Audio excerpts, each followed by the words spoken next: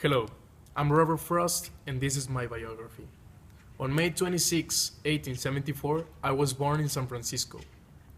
On May 5, 1885, my father, the journalist William Prescott Frost Jr., died of tuberculosis. On 1892, I graduated as co-valedictorian of Lawrence High School in Lawrence, Massachusetts.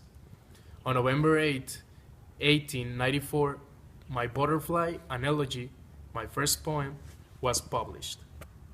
On December 19, 1895, I married my wife Eleanor Miriam White. On September 25, 1896, Elliot Frost, my first child, was born.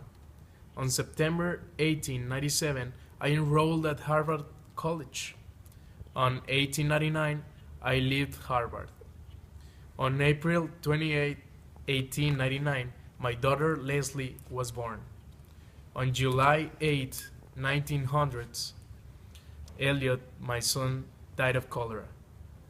On May 27, 1902, my third child Carol was born.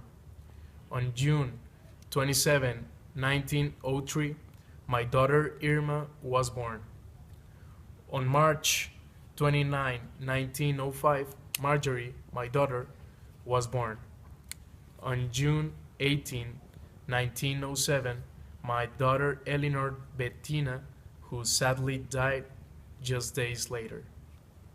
She was my sixth and final child. On 1913, my first book, A Boy's Will, was published. On May 15, 1914, my second book, North of Boston, was published. On 1923, I won my first Pulitzer Prize for my poetry collection, New Hampshire.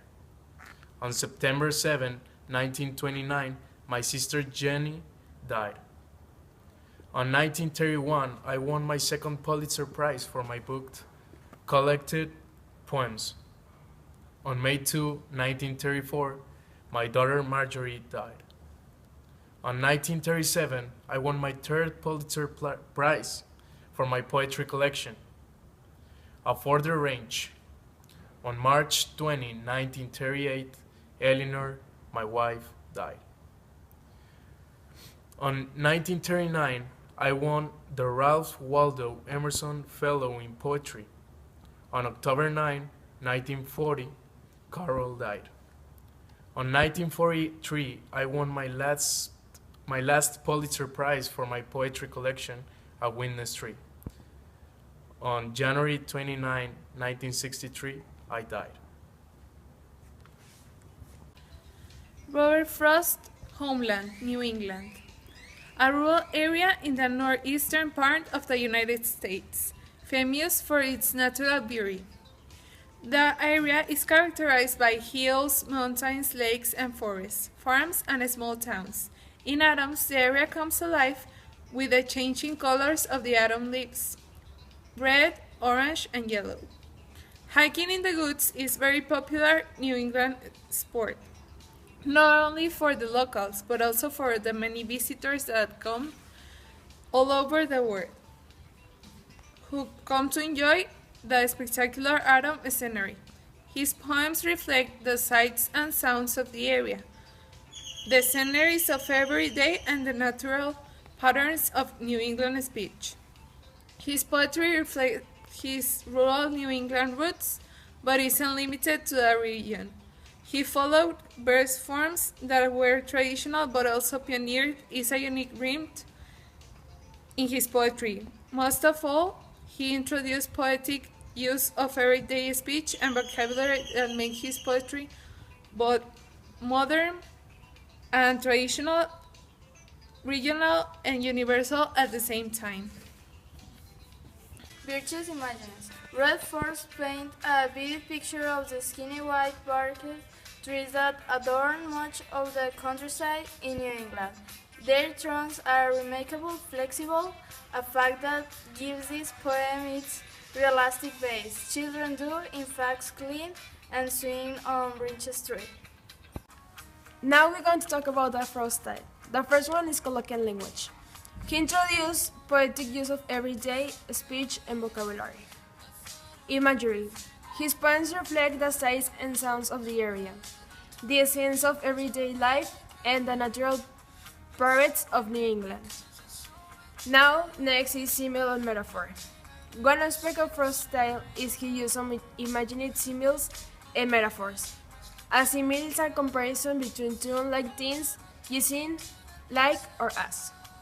A metaphor is a comparison that does not use specific words or comparison. Dialogue.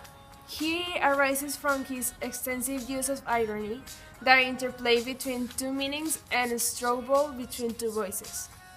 And the last one, tone. Formal. Usually talks about mature concisions, wrote the sounds of thought in order to spend his poetry. Some examples of each theme. The first one is colloquial language. I like to think some boys been screaming them, but screaming doesn't bend them down to stay as ice storms do. Line 3 to 5. It's colloquial language because his use of contractions. Imagery. The sun's warmth makes them shed crystal shields, shading and avalanching on the show cross. Line 10 to 11. It's imagery because he is describing how the sunshine reflects its light on the crystal shells. Simile. But screaming doesn't bend them down to stay as ice storms do. Lines 4 to 5. Because he's describing how the children move the trees as ice storms. Metaphor. He is alpine and an apple orchard. Lines 24. He's saying that his neighbor is useful, and he's saying that he's all about pleasure. Dialogue. Example. On Mendy Wall, he talks with his neighbor. Why do they more good neighbors? Isn't it? He makes a dialogue with his neighbors. And the last one, tone. His tone is playful, because he's describing about his childhood. An example is where you face burns with a cobwebs broken across it, and one eye is weeping from a wings having dashes across its open.